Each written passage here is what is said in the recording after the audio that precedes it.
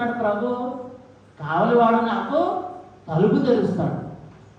ఏం చేస్తున్నాడు ప్రభు? కావలివాడు అంటే ఎవరు? గొర్రెలన్నీ కూడా లోపల పెట్టి తలుపేసేవాడు. కావలివాడు అంటే ప్రభు వచ్చి తీయమన్నప్పుడు, యజమాని వచ్చి తీయమన్నప్పుడు తీస్తాడా? తీయదా? అదేవిధంగా మన హృదయాన్ని ఎవరు తెరవగలరు? యేసు ప్రభుకి. యేసు ప్రభు ఏమంటాడు దర్శనగ్రంథంలో? నేను ఈ హృదయం వద్ద నిలబడి తలుపు తట్టుచున్నాను. ఎవరైతే ఆ తలుపుని తీస్తారో వారి ఇంటిలోనికి నేను ప్రవేశిస్తాను. కాబట్టి యేసు ప్రభు మంచి కాపరిగా వస్తూ ఉన్నాడు. నీవు ఆయన గుర్తించినట్లయితే, ఆయన నీ హృదయాన్ని తట్టినప్పుడు నువ్వు తలుపు తెరిస్తే ఆయన నీ హృదయంలో ప్రవేశించి నీ హృదయాన్ని ఏం చేస్తాడు? దీవెనలతో నింపుతాడు. నీ హృదయాన్ని పరిశుద్ధాత్మతో నింపుతాడు. నీ హృదయం నుంచి దేవుడు, యేసు ప్రభు తండ్రి దేవుడికి ప్రార్థన చేస్తాడు. కాబట్టి నీ యొక్క హృదయం తలుపు ఎవరు తీయాలి? ఎవరు తీయాలి? నీవే తీయాలి. ఎవరు తీయాలి? నా హృదయం తలుపు యేసు ప్రభుకి నేనే తీయాలి. నీ హృదయం తలుపు యేసు ప్రభుకి ఎవరు తీయాలి? నీవే తీసుకుంటే ఏం జరుగుతుంది? ప్రభు నీతో నివసిస్తాడు. అందుకనే భక్తి కీర్తన మనం చదవలేదు, పాట పాడారు. అందుకని కీర్తనకారుడు ఏమంటాడు? ప్రభువే నాకు కాపరి, నాకు ఏ పదవి కూడా లేదు. మన మరితల్ని ఏమని పిలుస్తాం? అనుగ్రహ పరిపూర్ణురాలు. అంటే దేవుడు దగ్గర ఉన్నటువంటి అన్ని వరాలు పరిపూర్ణంగా పొందినటువంటి స్త్రీ ఎవరు? మరియ తల్లి. పరిపూర్ణంగా ఏమంటాం? అనుగ్రహ పరిపూర్ణురాలు. అర్థ పరిపూర్ణురాలు అంటామా? అంటే ఏంటి? మరియ తల్లి దేవుడు మానవుడికి ఎన్ని వరాలు అయితే ఇవ్వగలడో అవన్నీ కూడా ఎవరికి ఇచ్చాడు? మరియ తల్లికి ఇచ్చాడు. కాబట్టి దేవుడు ఆమె గర్భాన మనుషుడిగా జన్మించాడు. కాబట్టి ఆమె మనకు కూడా దేవుడి యొక్క వరాలు, తన దగ్గర ఉన్న వరాలు మనకు అనుగ్రహించగలదు. కాబట్టి నీవు దేవుడి కనుక నీ హృదయంలోకి ఆహ్వానించినట్లయితే నువ్వు ఏ విధంగా చెప్పగలవు? కీర్తనకారులాగా ప్రభువే నాకు కాపరి, నాకు ఏ పదవి కూడా లేదు. అదే వాక్యం చెప్పుద్ది ఏమని? దేవుడు నమ్మినటువంటి వాడు ఏటు ఒడ్డున నాటబడినటువంటి వృక్షాన్ని పోలి ఉన్నాడు. ఆ వృక్షము సంవత్సరం అంతా కూడా పచ్చగానే ఉంటుంది, ఫలాన్ని ఇస్తుంది. ఎందుకని? నీరు అనేది ఆ యొక్క చెట్టుకి కొదవ ఉండదు. కాబట్టి దేవుడు అనేవాడు మన యొక్క జీవితంలో ఉన్నట్లయితే మనకి ఎప్పుడు కూడా ఏ కొదవ కూడా ఉండదు. అందుకనే కీర్తనకారుడు అంటాడు, నేను అగాధ లోయలలో అంధకారంలో నడుస్తూ ఉన్నా కానీ నేను భయపడను. ఎందుకని? దేవుడు నాకు తోడుగా ఉంటాడు. దేవుడి యొక్క చేతి కర్ర నన్ను నడిపిస్తుంది. విశ్వాసులారా, ఈ వాక్యాన్ని మనం మరీ ముఖ్యంగా గుర్తుపెట్టుకోవాలి. ఎందుకని? కష్టాలు అనేవి లేకుండా ఎవరైనా ఉంటారా ఈ లోకంలో? ఉంటారా? ఎవరు ఉండరు. పీత కష్టాలు పీతకుంటే, ఏనుగు కష్టాలు ఏనుకోండి. కష్టాలు లేకుండా ఎవరు ఉండరు. కాబట్టి కష్టాలు వచ్చినప్పుడు కుంగిపోకుండా కీర్తనకారులాగా మనం చెప్పగలగాలి. అంధకారం, మేనుడు పురుగంత వెలుగు కూడా లేకుండా జీవితం అయిపోయింది, బాధో రోగమో నా జీవితాన్ని కూల్చివేసింది, మరణం నా దగ్గరకు ఆవరిస్తూ ఉందన్నటువంటి సమయంలో కూడా కీర్తనకారులాగా మనం చెప్పగలేమని? నేను ఈ అగాధలో ఉన్నా కానీ దేవుడు నన్ను విడిచిపెట్టాడు. దేవుడి యొక్క చేతి కర్ర నన్ను కాపాడుతూ ఉంది. మంచి కాపరి తన యొక్క చేతి కర్రతో ప్రభు నన్ను కాపాడుతాడని మనం చెప్పగలిగినప్పుడు మనల్ని ఆవరించినటువంటి మరణం కానీ, రోగం కానీ, కష్టాలు కానీ, శోధనలు కానీ ఏం జరుగుతాయి? అన్నీ కూడా తొలగిపోతాయి. Praise the lord, praise the lord. కాబట్టి విశ్వాసులారా, అంతేకాదు కీర్తనకారుడు ఏమంటాడు? నా ప్రభువు నా శత్రువులు చూచుచుండగా నాకు విందు చేయడు. శత్రువులు చూచుండగా విందు చేయడం అంటే ఏంటి? పరలోక రాజ్యంలో ఏం జరుగుతుంది? యేసు ప్రభు రెండో రాకడలో వచ్చి మన అందరినీ కూడా పరలోకానికి తీసుకెళ్ళినప్పుడు ఏం జరుగుతుంది? తండ్రి దేవుడే స్వయంగా మనల్ని కూర్చోబెట్టి మనకు ఆయన వడ్డిస్తాడు. ఏ విధంగా అయితే దివ్యబలి పూజలో పీఠం చుట్టూ మన అందరూ కూడా ఉన్నామో, ఈ పీఠం దగ్గర నుంచి ప్రభు శరీరత్వాన్ని స్వీకరిస్తూ ఉన్నామో, పరలోకంలో తండ్రి దేవుడే మనకి స్వయంగా వడ్డిస్తాడు. అదేవిధంగా దేవుడు మనకి శత్రువుల ముందు మనల్ని అభిషేకిస్తాడని చెబుతూ ఉంది. మనకు ఉన్నటువంటి బలమైన శత్రువు ఎవరు? దేవుడి శత్రువే మన శత్రువు. కాబట్టి మనల్ని కష్టాలు పాలు చేసేది ఎవరు? దేవుడి శత్రువు. మనకు మరణాన్ని ఇచ్చేది ఎవరు? సాతాను. కాబట్టి మనం ఇన్ని బాధ చేసేటువంటి సాతాను ముందు దేవుడు మనల్ని ఏం చేస్తాడు? తైలంతో అభిషేకం చేసి మనకి తానే స్వయంగా వడ్డిస్తానని చెప్తూ ఉన్నాడు. కాబట్టి ఇప్పుడు విశ్వాసులారా, ఈరోజు నా జీవితం బాగోలేదు, మంచం బాధ పట్టానో, కష్టం బాధ పట్టానో, ఇబ్బందుల్లో ఉన్నానో అని నీవు కుంగుడుకోకుండా దేవుడు నన్ను కాపాడుతాడు. ఆయన చేతికర్ర నన్ను నడిపిస్తుంది. ఈరోజు నేను అవమానం పాలు కావచ్చు, అప్పుల పాలు కావచ్చు, కష్టాల పాలు కావచ్చు, కానీ దేవుడు నన్ను ఉన్నతమైనటువంటి స్థితికి లేవనెత్తగలడు. ఎందుకని? ఆయన నాకు ఉన్నటువంటి మంచి కాపాడు. అందుకే కీర్తనకారుడు అంటాడు కదా, ఏమని? నేను నిన్ను నమ్ముచు ఉన్నాను, నీవు నా మంచి కాపాడు కాబట్టి నేను జీవించి ఉన్నాను. వాళ్ళు నీ కరుణయు నీ ఉపకారము నా వెంట వచ్చునని చెప్తూ ఉన్నాడు. కాబట్టి విశ్వాసులారా, కీర్తనకారుడు చక్కగా చెప్తూ ఉన్నాడు ఈరోజు వాక్యం. దేవుడు ఆయనకి చెప్పట్లా, కీర్తనకారుడైనటువంటి దావీదు మహారాజే దేవుడికి చెప్తూ ఉన్నాడు. దావీదు మహారాజుగా ఉండే చాలా కష్టాలు పడ్డాడు. సొంత కొడుకు ఆయన చంపాలని చూసినప్పుడు అన్ని విడిచిపెట్టి, భార్యలను బిడ్డలు కూడా విడిచిపెట్టి అడవుల్లోకి, ఎడారులోకి పరిగెత్తాడు. మరలా తిరిగి వస్తాడో లేదో నమ్మకం లేదు. కానీ దేవుడు మరలా ఆయన్ని తిరిగి వచ్చి ఉన్నతమైనటువంటి స్థితిలోనికి చేర్చినప్పుడు దావీదులో చెప్పేటువంటి మాట ఇది, నేను దేవుడు నన్ను గొర్రెలు కాసేటప్పుడు పిలవడమే కాదు, నా జీవితాంతం కూడా ఆయన నన్ను అభిషేకిస్తూనే ఉన్నాడు. ఆయన కరుణ ఉపకారం కూడా నా వెంట ఎప్పుడు నడిచి వచ్చిందని చెప్తూ ఉన్నాడు. దేవుడు చెప్పిన మాట కాదు, ఒక భక్తుడు అనుభవించినటువంటి అనుభవం ప్రియ విశ్వాసులారా. కాబట్టి మనం కూడా మన జీవితంలో దేవుడితో నడిచినప్పుడు మనం కూడా చెప్పగలిగినటువంటి మాట ఏంటంటే, ఇదిగో దేవుడు నన్ను విడిచిపెట్టాడు. అంధకారంలోనో, అప్పుల్లోనో, రోగాల్లోనో, కష్టాల్లోనో, బాధలో నడిచినా కానీ దేవుడు నన్ను విడిచిపెట్టాడు. దేవుడు కరుణ ఉపకారం ఎప్పుడు కూడా నా వెంటే ఉంటుంది. దేవుడే కరుణ చూపించి నన్ను క్షమించగలిగినప్పుడు ఎవరైనా మనకు హాని చేయగలరా? చేయలేదు. కాబట్టి మీ విశ్వాసులారా, ప్రభు యొక్క వాక్యాన్ని మనము నమ్మకం ఉంచాలి. అదే 2వ పట్టణంలో పేతురు చెప్తున్నాడు, ఏమని? యేసు ప్రభు ఎటువంటి పాపం చేయకపోయినా ఆయన అవమానించినప్పుడు, హింసించినప్పుడు, కష్టాలు పాలు చేసినప్పుడు యేసు ప్రభు ఏం చేశాడు? తిరిగి శపించాడా? శపించిన వాడిని తిరిగి శపించాడా? హేళన చేసిన వాడిని తిరిగి హేళన చేశాడా? ఎవరినైనా కానీ చంపుతానని బెదిరించాడా? ఏం చేశాడు యేసు ప్రభు? ఎన్ని అవమానాలు చేసినా కానీ తనను రక్షించేటువంటి తండ్రి దేవుడి అందే నమ్మకాన్ని ఉంచాడు. అది మీరు విశ్వాసులారా, యేసు ప్రభు ఒక గొర్రెగా విశ్వాసగా జీవించడం అంటే అది. ఎన్ని కలిగినా కానీ ఇదిగో దేవుడి యందు విశ్వాసం కలిగి జీవించడం. అదేవిధంగా ఈరోజు మన కాపర్లు ఎవరు? మన నాయకుడు. తిరుసభలో పోపు గారు, పీఠాధిపతులు, గురువులు మన నాయకులు. మన కుటుంబంలో నాయకులు ఎవరు? ఎవరు నాయకులు? అమ్మ, నాన్న నాయకులు. కాబట్టి ఈ మంచి కాపర్లు, తల్లిదండ్రులు కనుక మంచి కాపర్లు అయితే ఏం చేస్తారు? బిడ్డల్ని దేవుడి వద్దకు నడిపిస్తారు. దేవుడి వద్దకు నడిపించలేని వారిని దేవుడు మంచి కాపరి అంటాడా? అనడు. ఆదివారం వచ్చింది, స్నానం చేయించి ఇదిగో దేవాలయానికి వెళ్ళి వాక్యాన్ని ఆలకించి దివ్యసప్రసాదం స్వీకరించమని చెప్పాలి. ఆ విధంగా నడిపించేటువంటి తల్లిదండ్రులకు దేవుడు దర్శనమిచ్చినప్పుడు ఏం చేస్తాడని చెప్తున్నాడు పౌలు గారు?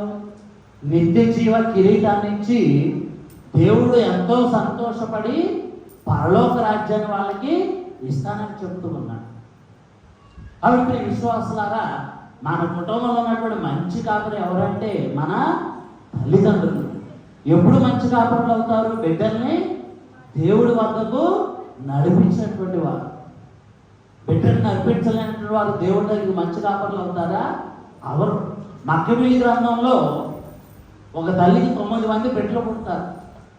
ఆ 9 మంది తల్లిని కూడా ఆ యొక్క అన్యదేశపు రాజు వాళ్ళందరూ కూడా బంధించి అన్యదేశపు దేవుడిని విగ్రహాన్ని ఆరాధించమని చెప్తాడు.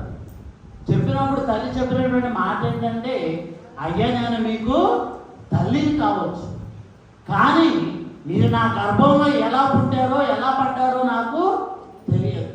ఎందుకనంటే మీకు నిజంగా నాకు బిడ్డలుగా ప్రసాదించింది ఎవరు? పరలోకంలో ఉన్నటువంటి తండ్రి దేవుడు.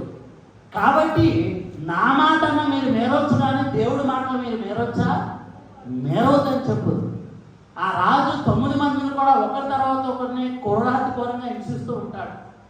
చివరికి ఎంత ఘోరంగా హింసిస్తే చిన్నవాళ్ళు అంత భయపడి ఆరాధన చేస్తారు, అన్ని దేవుళ్ళకి అనుకుంటారు.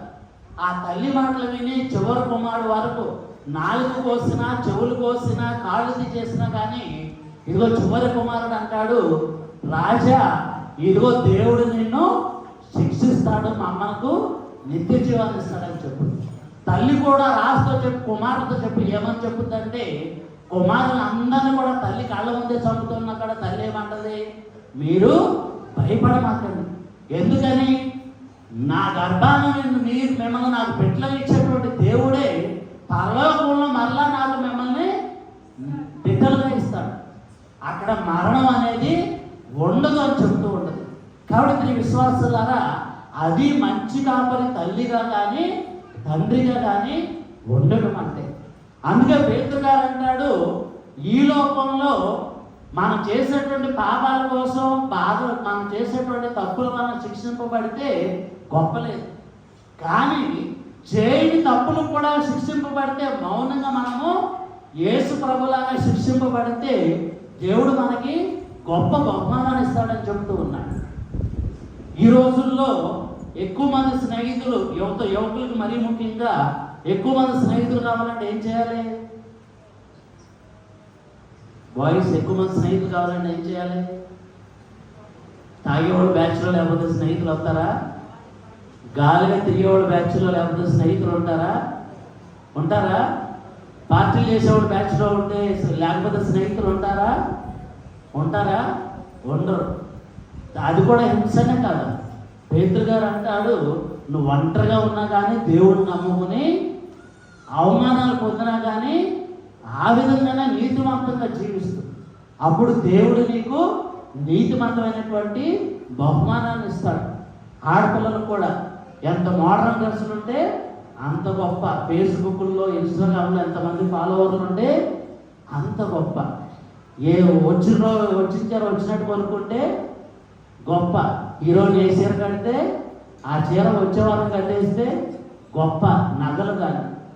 కాబట్టి దేవుడు పట్ల భయభక్తులు కారణం ఏంటంటే, ఆయన గొర్రె ఏ విధంగా ప్రభు యొక్క కాపరి యొక్క పాదాలను చూస్తూ నడుస్తూ ఉందో మనం కూడా ఆ విధంగా నడిచినప్పుడు ఈ లోకం దేవుడిది కాదు, సాతాను సంబంధించింది. కాబట్టి మిమ్మల్ని అవహేళన చేయొచ్చు, పాత మనస్తత్వం అనేటువంటి మనుషులు అనవచ్చు, ఏదన్నా అనవచ్చు, కానీ దేవుడి కోసం మీరు జీవించినట్లయితే దేవుడు ఏం చేస్తాడని చెప్తూ ఉన్నాడు, గొప్ప బహుమానాన్ని ఇస్తాడని క్రీస్తు ప్రభు చెబుతూ ఉన్నాడు. Praise the lord, praise the lord, praise the lord.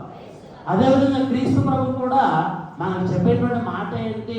ఇదిగో ఆయన పొందినటువంటి గాయాల వలన మనకు స్వస్థత కలిగింది. ఏం జరిగింది? ఆయన పొందినటువంటి గాయాల వలన.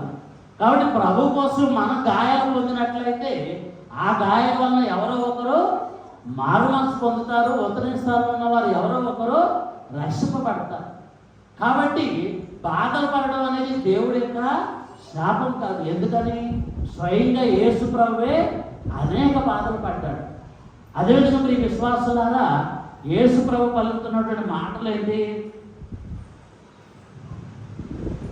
నేను మంచి కాపరిని, కాపరి వాడు నాకు తలుపు తీయను, గొర్రెలు వాని స్వరమును వినను. యేసు ప్రభు బాలుడుగా ఉన్నప్పుడే దేవాలయానికి వెళ్తే ఎవరు పరిగెత్తుకుంటూ వచ్చారు? ఎవరు? సిమియోను ప్రవక్త పరిగెత్తుకుంటూ వచ్చాడు. ఎందుకని? పరిశుద్ధాత్మ అతను చెప్పింది, ఇదిగో దేవుని కుమారుడు వచ్చి ఉన్నాడని. ఆయన పొందినటువంటి వరం ఏంటి? మెస్సియాను చూసే వరకు కూడా మరణాన్ని చవిచూడాలి. అదేవిధంగా అన్నం అనేటువంటి ప్రవక్త అక్కడ 87 సంవత్సరాల నుంచి ఉంది. ఆమె ఏం చేస్తూ ఉంది? దేవాలయం తలుపు దగ్గర కూర్చుని వచ్చే పోయే వాళ్ళకి మెస్సియా జన్మించాడు, మెస్సియా పుట్టాడని ప్రభు గురించి చెప్తూ ఉంది. కాబట్టి యేసు ప్రభు ఏమంటాడు? నేను మంచి కాపరిని, నా ముందు వచ్చిన వాళ్ళందరూ ఎవడంటూ ఉన్నాడు? దొంగలు, దోపిడీగాళ్ళు. ఎందుకని? పరలోకం నుంచి వచ్చినటువంటి ఏకైక వ్యక్తి ఎవరు? యేసు ప్రభు. కాబట్టి ఆయన ముందు వచ్చిన వాళ్ళంతా కూడా ఎవరంటూ ఉన్నాడు? దొంగలు, దోపిడీగాళ్ళు. అదేవిధంగా ద్వారము వంట కాకుండా గోడకి వచ్చే వాళ్ళు ఏమంటారు? దొంగవాళ్ళు, దోపిడీగాళ్ళు. కాబట్టి ప్రభు ఏమంటూ ఉన్నాడు? నా గొర్రెలు నా స్వరాన్ని వింటాయి, నా కావలివాడు నాకు తలుపు తీస్తాడు. కాబట్టి తిరుసభ ద్వారా కాకుండా వేరే ద్వారా గోడలకి వచ్చే వాళ్ళు ఏమంటాడు దేవుడు? దొంగలు, దోపిడీగాళ్ళు. అంటే ఏంటి? తిరుసభలో లేకుండా, పోపు గారికి విధేయత లేకుండా, మరియ తల్లి పట్ల విశుద్ధి వాళ్ళందరూ కూడా ఎవరు? దొంగలు. ఎందుకని దొంగలు, దోపిడీలు అంటారు? దేవుడు ఇచ్చేటువంటి వాక్యాన్ని వాళ్ళు ఆలోచించారా? దేవుడి గొర్రెలుగా వాళ్ళు ఉంటూ ఉన్నారా? విశ్వాస పాత్రలుగా లేరు. కాబట్టి దేవుడు ఏమంటున్నాడు? వీరు తిరుసభలో లేకుండా ఏ విధంగా అయితే పరిసయ్యులు ధర్మశాస్త్ర బోధనలో ఉన్నటువంటి హేరోదు రాజు చేసినటువంటి పాపం ఏంటి? యేసు ప్రభుని ఎందుకు మరణాన్ని విధించారు? వాళ్ళు యేసు ప్రభు యొక్క స్థానాన్ని ఆక్రమించాలని చూశారు. అందుకే హేరోదు మహారాజు ఆ యొక్క యేసు ప్రభు పుట్టినటువంటి వయసులో ఉన్నట్టు వాళ్ళందరినీ కూడా ఏం చేశాడు? కత్తితో చంపించేశాడు. చిన్నపిల్లలను కూడా ధైర్యపడ్డాడు. ఎందుకని? యేసు ప్రభు యొక్క స్థానాన్ని ఆక్రమించాలనుకున్నాడు. ధర్మశాస్త్ర బోధకులు, గురువులు, ప్రధానార్చులు ఏం చేశారు? యేసు ప్రభు యొక్క స్థానాన్ని ఆక్రమించడానికి ఆయన్ని చంపేశారు. కాబట్టి యేసు ప్రభు ఏం చెప్తూ ఉన్నాడు? ఇదిగో నా యొక్క ద్వారము తిరుసభ. తిరుసభ దేవుడి యొక్క పరలోక రాజ్యం తాళం దేవుడు ఎవరికి ఇచ్చాడు? తిరుసభకి ఇచ్చాడు. మనకి ఎవరు జ్ఞానస్థానం ఇస్తూ ఉన్నారు? తిరుసభ ఇస్తూ ఉంది గురువుల ద్వారా. ఎవరు మనకి దివ్యసభ ప్రసాదాన్ని ఇస్తూ ఉన్నారు? గురువు ద్వారా తిరుసభ ఇస్తూ ఉంది. ఎవరు మనకు అవసరమైన నుంచి పరలోకానికి పంపుతూ ఉన్నారు? గురువుల ద్వారా తిరుసభ ఇస్తూ ఉంది. కాబట్టి ఈ తిరుసభకు మీరు చెందాలి. చెందకుండా వేరే విధంగా మరియ తల్లి పట్ల, తిరుసభ పట్ల విశ్వం చెప్పే వాళ్ళందరూ కూడా దేవుడు ఏమంటూ ఉన్నారు? దొంగలు, దోపిడీగాండ్రులు ఉన్నారు. కాబట్టి మీరు వాళ్ళని అనుసరించమాకండి. నిజమైనటువంటి విశ్వాసమైనటువంటి దేవుడికి చెందినటువంటి గొర్రెలు దేవుడి యొక్క స్వరాన్ని ఆలకిస్తాయని ప్రభు చెప్తూ ఉన్నాడు. కాబట్టి ఇప్పుడు విశ్వాసులారా మనం దేవుడి యొక్క స్వరాన్ని ఆలకించుదాం, దేవుడిని మనము ప్రేమించుదాం. ప్రతిరోజు ప్రతి రాత్రి కూడా ప్రభు యొక్క పాదాలను చూస్తూ ఆయన యొక్క వాక్యాన్ని ఆలకిస్తూ ప్రతి ఆదివారం ప్రభు శరీరత్వాన్ని స్వీకరిస్తూ మనం జీవించినట్లయితే ప్రభు మందకు సంబంధించిన వాళ్ళు. మనం ప్రభు శరీరత్వాన్ని స్వీకరించకుండా, వాక్యాన్ని ఆలకించకుండా, దివ్య సంస్కారాలు తీసుకోకుండా ప్రభు మందకు చెందిన వాళ్ళు అవుతామా? అవ్వలేదు. కాబట్టి మీరు విశ్వాసులారా ప్రభు యొక్క వాక్యాన్ని ఆలకించుదాం. దేవుడు మనకు నిత్య జీవాన్ని ఎప్పుడు ఇస్తాడంటే ప్రభు సన్నిధిలో మనము జీవించినప్పుడు. ప్రభు సన్నిధి మనకి ఎలా వస్తుంది? కుటుంబంలో జపమాల చెబుతూ, వాక్యం చదువుతూ, దేవుజ బలిలో శరీరత్వాన్ని స్వీకరించినప్పుడు ప్రభు సన్నిధి మనకు వస్తుంది. అందుకనే పేతురు గారు పరిశుద్ధాత్మను పొందిన వెంటనే వాక్యం చెబితే సుమారు ఎంతమంది ఆ ఒక్కరోజు జ్ఞానస్థానం పొందారు? సుమారు 3000 మంది జ్ఞానస్థానం పొందారు. వాళ్ళందరూ అడిగారు, అయ్యా మేము ఏం చేయాలి? నువ్వు చెప్పిందంతా కూడా సత్యం అన్నప్పుడు పేతురు గారు చెప్పినటువంటి మాట ఏంటి? మీరు అందరూ కూడా మారు మనసు పొంది జ్ఞానస్థానం పొందారు. జ్ఞానస్థానం పొందడం అంటే ఏంటి? మరొక క్రీస్తు ప్రభువుగా జీవించాడు. క్రీస్తు ప్రభు ఎలా జీవించాడు? తండ్రి దేవుడి యొక్క చిత్తాన్ని అనుసరిస్తూ, పాటిస్తూ జీవించాడు. అదే బాటలో మరియ తల్లి, అపోస్తులు కూడా జీవించారు. కాబట్టి అటువంటి జీవితాన్ని దేవుడు మనకు అనుగ్రహించాలని ప్రత్యేకంగా ప్రార్థన చేద్దాం. దేవుడు మనల్ని దీవించును గాక. విశ్వాసాన్ని ప్రకటించుదాం. పరలోకమును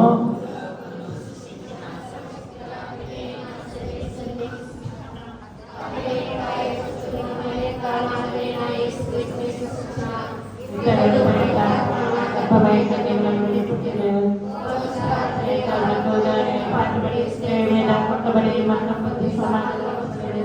పాతాళం దిగి మూడవ నాడు చనిపోయిన వారిని లేచెను. పరలోకం తిరిగి సంగడిస్తుని ప్రకారాలు చేయాలి. అక్కడ నుండి చనిపోయిన వాళ్ళకు తీర్పు చేకూర్చును. పవిత్రాత్మ విశ్వసించున్నాను. పరిశుద్ధ కదలిక సభలో పునీతుల సంబంధం విశ్వసించున్నాను. పాపముల మన్నిపుని విశ్వసిస్తున్నాను. శరీరంలో అవతారాలు విశ్వసిస్తున్నాను. నిత్య జీవనం విశ్వసిస్తున్నాను.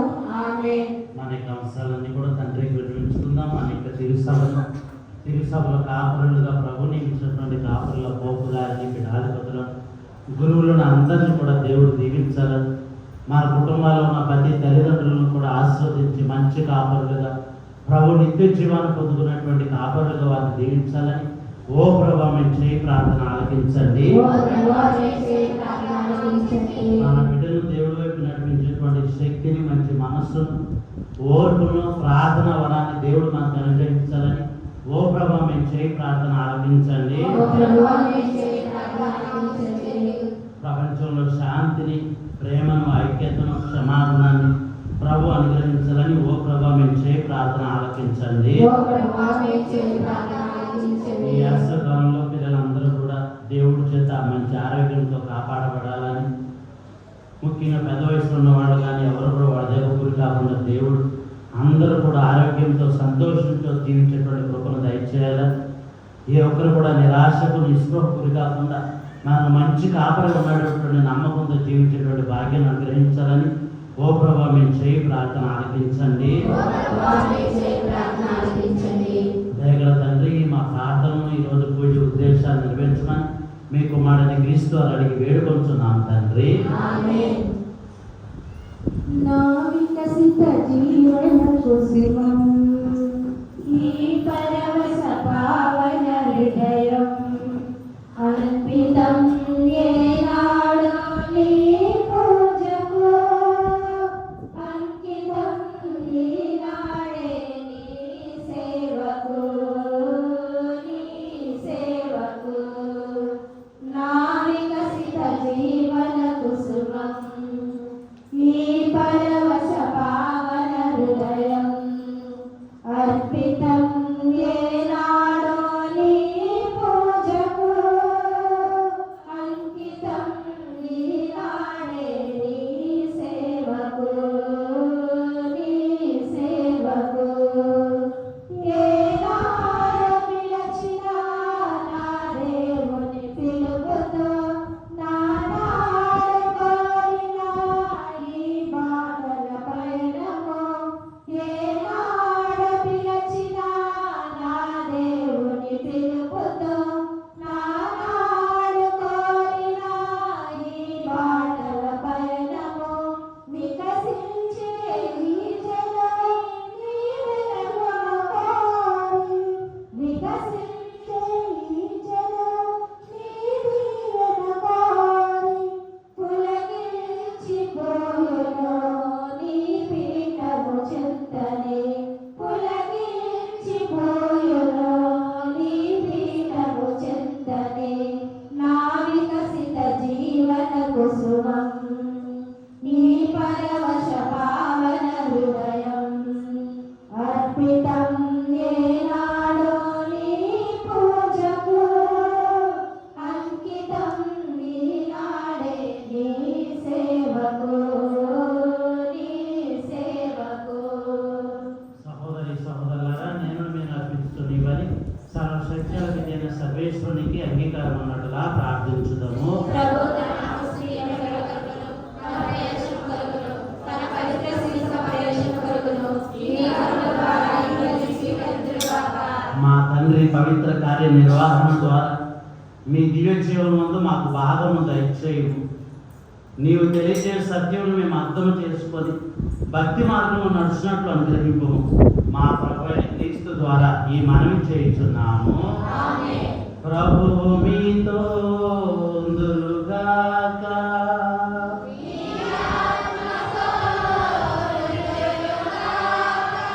మీ మనస్సులను ఉన్నతమునకు త్రిప్పుము.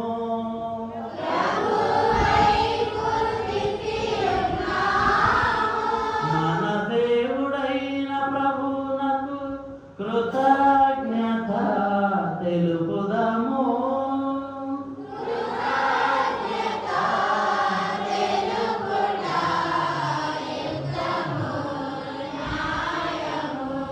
మా తండ్రి, మేము ఎల్లప్పుడూ మీ కృతజ్ఞత చెల్లించుతాయి.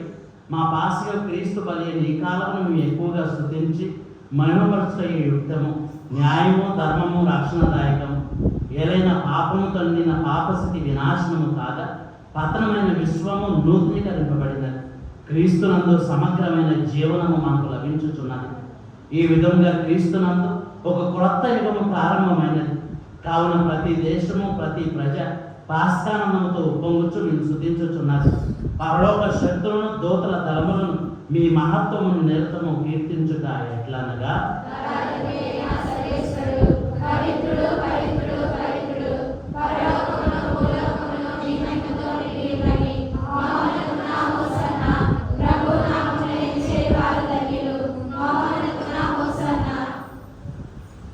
భావన పిత మీరు నిత్యముగా పవిత్రుడు. మీ సృష్టి అంతా మేము స్తుతించుట యుక్తము. ఏదైనా మీ కుమారుడును మా ప్రభువైన యేసుక్రీస్తు ద్వారా పవిత్రాత్మ ప్రభావం వలన సమస్తములకు జీవం పోసి పవిత్రపరచుచున్నారు. ప్రపంచమాద్యంతము సూర్యోదయం నుండి సూర్యాస్త సమయం వరకు మీ నామమునకు నిర్మలమైన బలిని అర్పించుటకై ప్రజలను నిరతము పిలుచుచున్నారు. కావున ఓ తండ్రి, ఈ కానుకలను మీ సముఖమునకు తెచ్చి ఉన్నాము. పవిత్ర ఆత్మ ద్వారా వీరిని పవిత్రపరచ ప్రతిమాలుచున్నాము.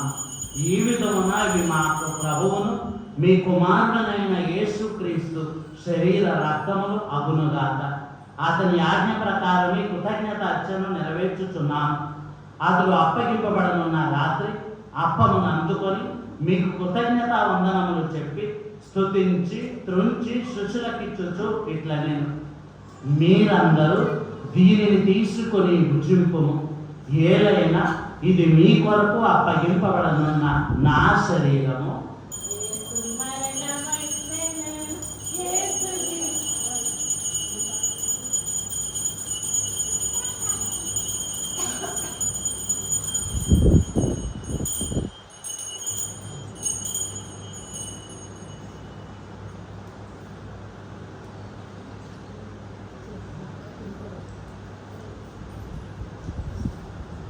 ఆ విధములనే భోజనాంతరము పాత్రమును అందుకొని మరలా మీ కృతజ్ఞత వందనములు చెప్పి స్తుతించి శిష్యులకిచ్చుచు ఇట్లా, నేను మీరందరూ దీనిని తీసుకొని దీని నుండి పానము చేయు. ఏలైనా ఇది నూతన నిత్య నిబంధన యొక్క నా రక్తపు పాత్రం. ఇది మీ కొరకును అనేకుల కొరకును పాప పరిహారమునకై దారవేయబడును. దీనిని నా జ్ఞాపకార్థము చేయుము.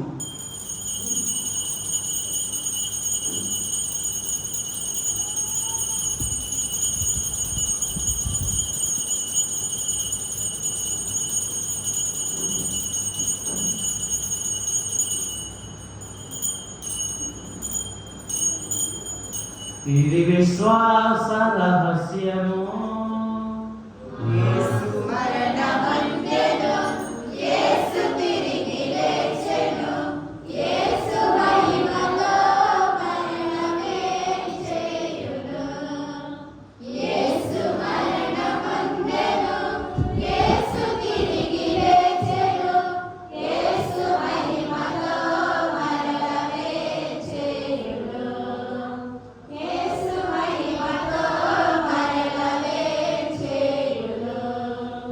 కనుక తండ్రి, మీ కుమారుని రక్షణాత్మక శ్రమను, అద్భుతమైన ఉత్థానమును, మోక్ష రోహణము స్మరించుచు అతను మనలా వేయించడం ఎదురుచూచు మేము ఈ పవిత్ర జీవనములని కృతజ్ఞతతో మీకు అర్పించుచున్నాం. మీ పవిత్ర శ్రీసభ కానుకను ప్రీతితో వీక్షింప బ్రతిమాలుచున్నాం. తన మరణము ద్వారా మేము మీతో సఖ్యపరచిన మీ కుమారుని బలిని స్వీకరించుము. మేము అతని శరీర రక్తములతో పోషింపబడి పవిత్రాత్మతో నింపబడి అతని యందు ఏక శరీరము ఏక మనసు కలిగి ఉన్నట్లా దయచూపుము. అతను మమ్మల్ని నిత్యార్పణంగా రూపొందించునుగాక. మీరు ఎన్నుకునే పుణ్యాత్మలతో, ముఖ్యంగా పవిత్ర కన్యను దేవమాత అని మరియమాతతో, ఆమె భర్తలు యేసేపుతో, ధన్యులైన మీ అపోస్తులతోనూ వేద సాక్షులతోనూ సకల పునీతులతో పాటు మమ్మను మోక్షవాక్యములకు వారసులను చేయండి. ఏదైనా మీ విజ్ఞాపన ప్రార్థన నిరవధిక సహాయంపై మేము ఆధారపడి ఉన్నాం. ఓ తండ్రి, మమ్మల్ని మీతో సఖ్యపరిచి ఇవ్వాలి లోకమంతరికి శాంతిని శ్రేయస్సును ప్రసాదించినట్లు బ్రతిమాలుతున్నాం. ఈ లోకము యాత్ర చేయి మీ శ్రీ సభ మీ సేవకులకు మా లియో జగురు మా జోసఫ్ రాజారావు పీఠాధిపతిని తదితర పీఠాధిపతులను గురువులందరినీ మీరు సంపాదించుకున్న ప్రజలందరినీ విశ్వాసమందును ప్రేమయందును దృఢపరకము. మీ చిత్త ప్రకారం మీ సముఖమును చేరి ఉన్న ఈ ప్రజల మనలను ఆలకింపును. దయగల తండ్రి, 4 దశల చదివిన మీ బిడ్డలందరినీ కనికరించి మీతో ఐక్యపరచుకొను. చనిపోయిన మా సహోదరులను మరియు ముఖ్యంగా ఈ గ్రామంలో మరణించిన వారిని ఉత్తరిస్తున్న ప్రతి ఆత్మను కూడా మీ రాజ్యంలో చేర్చుకొను. మేము మా చోట చేరి మీ మహిమను వీక్షిస్తూ నిత్యానందం పొందుదుముగాక. మా ప్రభువైన క్రీస్తు ద్వారా మనవి చేయుచున్నాము. అతని ద్వారా మీరు సకల మేలులను లోకమునకు దయచేయుచున్నారు. క్రీస్తు ద్వారా క్రీస్తుతో క్రీస్తునందు సర్వశక్తి గల పితైన సర్వేశ్వర పవిత్రాత్మతో మేఘమయుండు మీకు యుగ యుగములు గౌరవ మహిమలు కలుగును గాక. గౌరవ మహిమలు కలుగును గాక.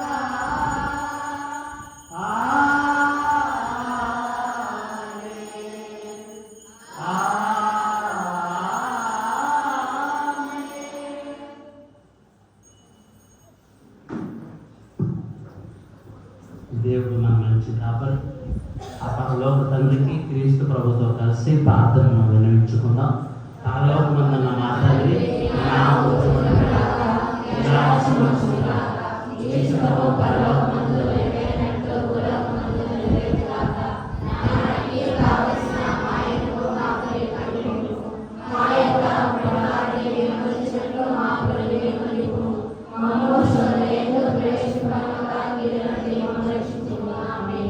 ప్రభు అన్ని కీడు నుండి మమ్మల్ని రక్షింపు. మా ఈ రోజుల్లో మాకు శాంతిని ప్రసాదింపు.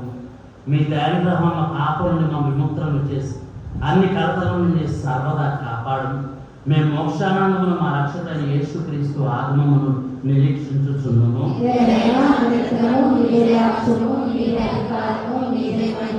శాంతిని మీకు అనుగ్రహించుచున్నాను, నా శాంతిని మీకు ఇచ్చుచున్నాను అని మీ అపోసతో వచ్చించిన ప్రభు అయిన యేసు మా పాపములను లెక్కింపగా మీ స్త్రీ సభ విశ్వాసమును వీక్షింపు. మీ ఇష్ట ప్రకారం మీ సభకు శాంతిని ఐక్యమును అనుగ్రహింపము. ఈ యుగములు జీవించు పరిపాలించు ప్రభువా. ప్రభు శాంతి ఎల్లప్పుడూ మీ అందరితో ఉండునుగాక. ఒకరికొకరు సమాధానమును తెలుపుకుందుము.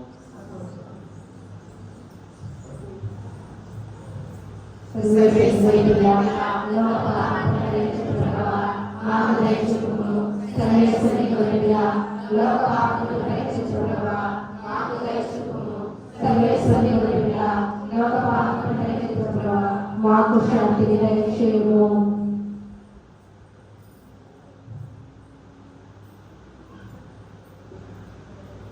ఇదిగో సర్వేశ్వరుని గొర్రెపిల్ల, ఇదిగో లోక పాపను పరిహరించు మన మంచి కాపరి. ఈ గొర్రెపిల్లకు పిలువబడిన వారు ధన్యులు.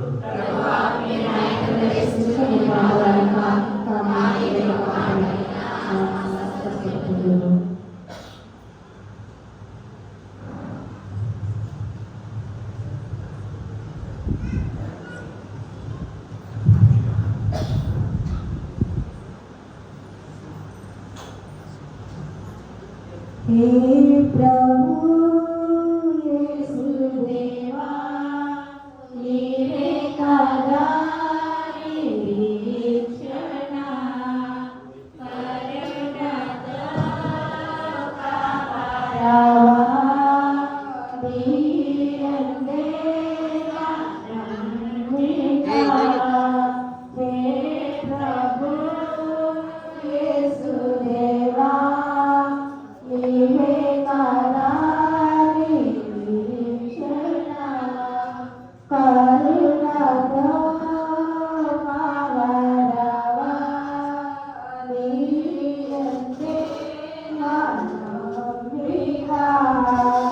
Divyana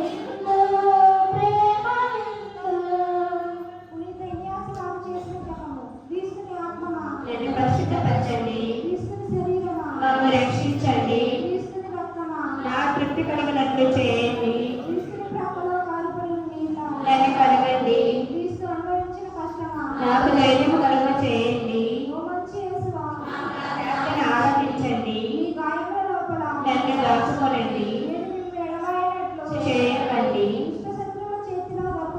లెక్క